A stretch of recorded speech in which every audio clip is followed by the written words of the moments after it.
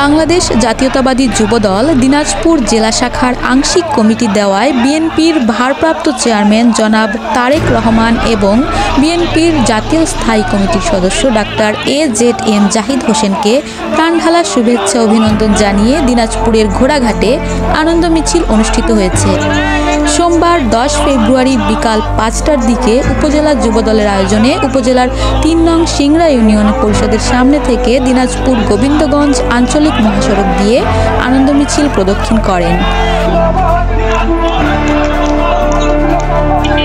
আনন্দ মিছিলে উপস্থিত ছিলেন উপজেলা যুবদলের আহ্বায়ক জহুরুল ইসলাম শান্ত, উপজেলা যুবদলের সদস্য সচিব মোফাজ্জল হোসেন মায়া, উপজেলা যুবদলের যুগ্ম আহ্বায়ক আবু হাশমি, উপজেলা যুবদলের যুগ্ম আহ্বায়ক মোশাররফ হোসেন খোকন, উপজেলা যুবদলের যুগ্ম আহ্বায়ক মাসুদ চৌধুরী, উপজেলা যুবদলের যুগ্ম আহ্বায়ক গোলাম রাব্বানী, উপজেলা স্বেচ্ছাসেবক দলের আহ্বায়ক মফিদুল ইসলাম, উপজেলা স্বেচ্ছাসেবক দলের সদস্য সচিব আল রাজি রাজীব, উপজেলা স্বেচ্ছাসেবক দলের যুগ্ম আহ্বায়ক মাশরাফি হাসান সোহান, উপজেলা তাঁতি দলের আহ্বায়ক রিপন মিয়া, উপজেলা ছাত্র দলের আহ্বায়ক জোবায়ের হোসেন সাদ্দাম প্রমুখ।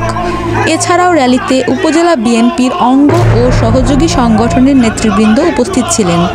24 ঘণ্টা ঘোড়াঘাট। ফাহিম হোসেন রিজুর প্রতিবেদন, ঘোড়াঘাট, দিনাজপুর।